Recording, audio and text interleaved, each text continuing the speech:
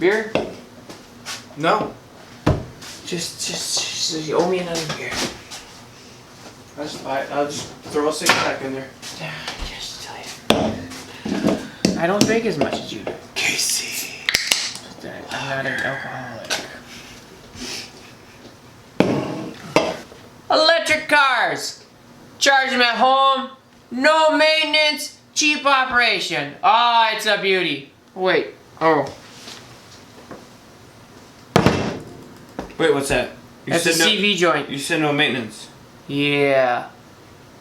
No.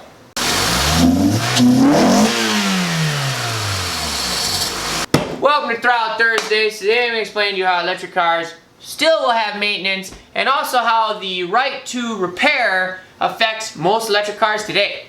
First, let's do shot. We're not driving, so to the future of cars. To the future of cars. Okay, so here's the thing. Let me explain. A lot of people, including John, our friend there, he says electric cars have no maintenance. Doesn't he say that?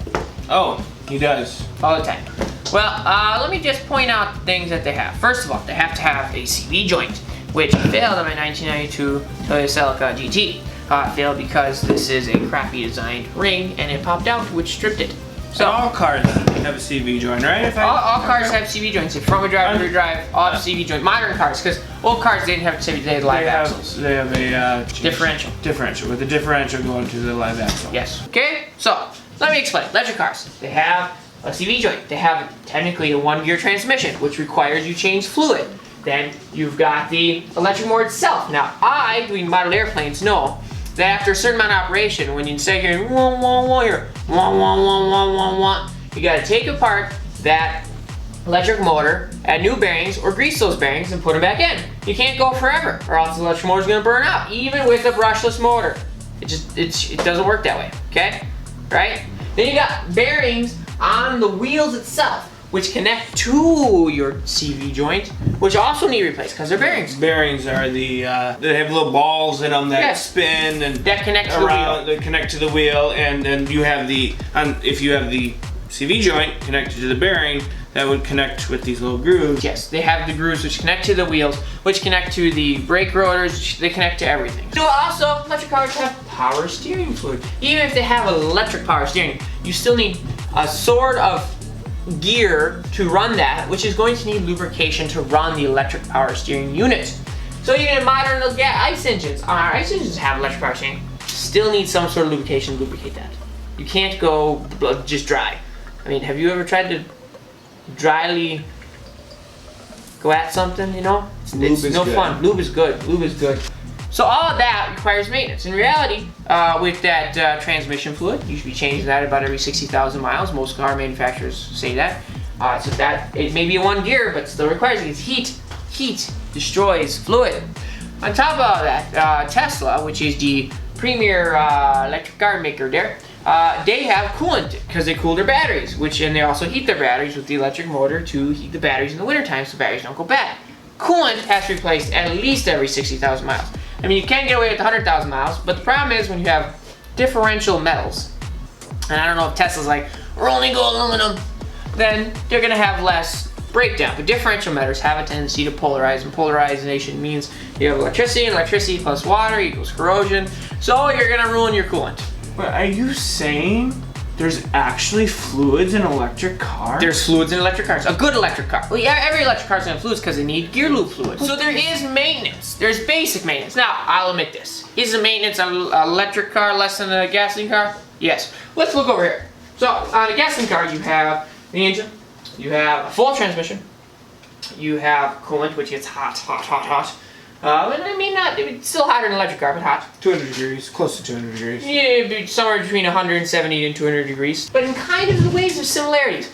ICE engines have more complications. They have hundreds of moving parts just to make it keep going, unless you have a rotary engine, but then it doesn't matter because that's going to burn up anyways.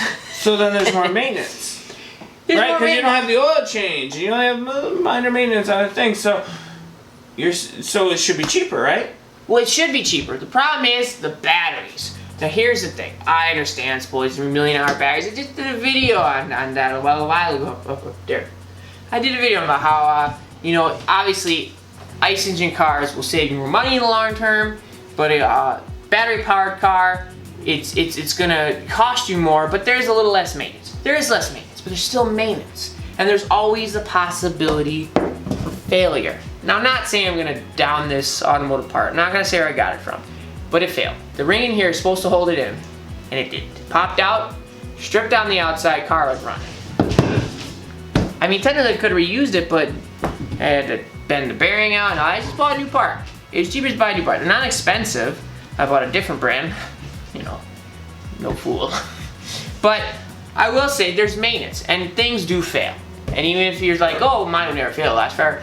There's also a U-joint in here. It will fail because it has grease in there. That's all it's got. And eventually it's gonna fail. That's why I had to replace it, because the wheels are going that's what they're doing. Because it was old, 180,000 miles, and I beat it up. Won't do that though, will it? Oh, I will do that. There's no way to avoid it. This is a Toyota product. Tesla will eventually do that because there's no way to make a invincible U-joint. I'll admit, there are U-joints that will go longer than 200,000 miles. Obviously, if you ever own an AMC and you have a drive shaft and an AMC Gremlin, you know for a fact that that thing just doesn't die. But it depends on how it's built. And Toyota, they build them pretty good. This is an aftermarket product, but it's hefty. This is 22 pounds of U-joint. That may not sound like a lot, but when you're powering something with only 135 horsepower, maybe a little more because they modified it, but either way, that's nothing. If you look at one in a Malibu, it's only like 15 pounds. Of course, Malibu suck. That's not the point. Point is, they have maintenance. And I think people need to realize that if Tesla gave you the right to repair, that's where the right to repair comes in, okay? Right to repair. Electric car manufacturers now don't give you the right to repair. There are some coming out like Aptera and a few others that are saying, we're gonna give you right to repair, but they don't exist yet. They don't.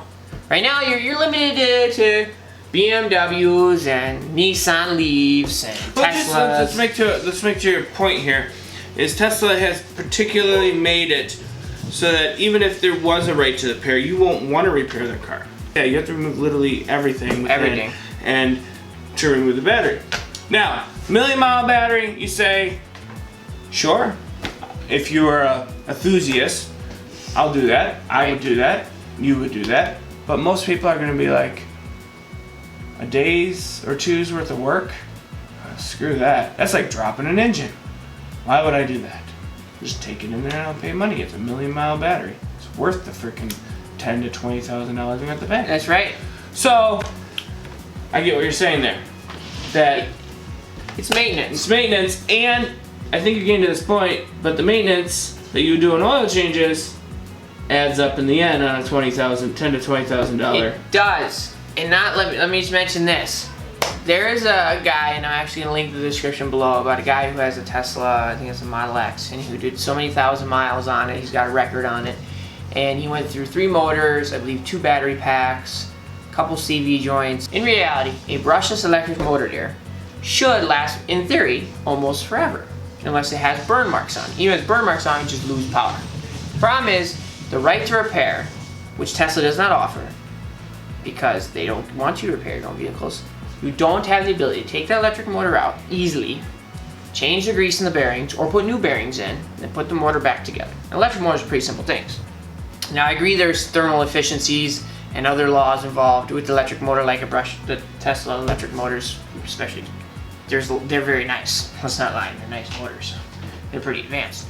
But you have to realize that in this day and age, if you were to take care of something with all the technology we have, it should last forever. I mean, look at AMCs. Anyone who owns an AMC in line 4, even with the Chrysler injection, knows if you change the oil every 3,000 miles and you change the manual transmission every 6,000 miles, 6,000 miles is a long time, then that frickin' powertrain will last forever.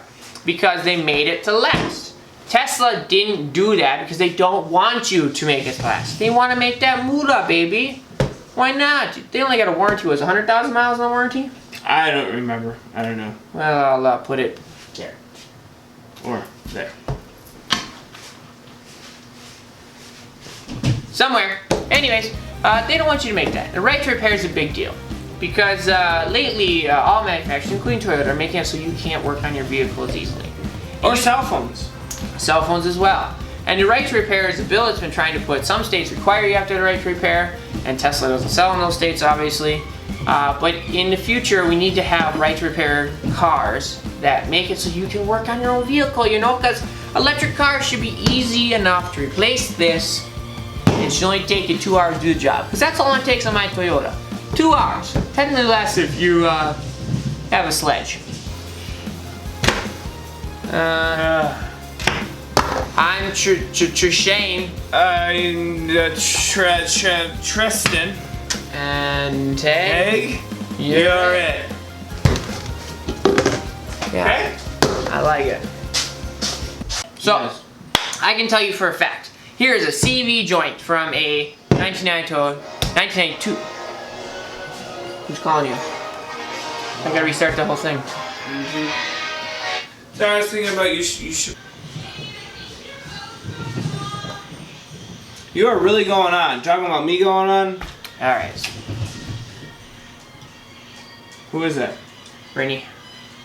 I gotta finish video. Just stop it. Go answer your phone. Ah, I am going on. I've left that out.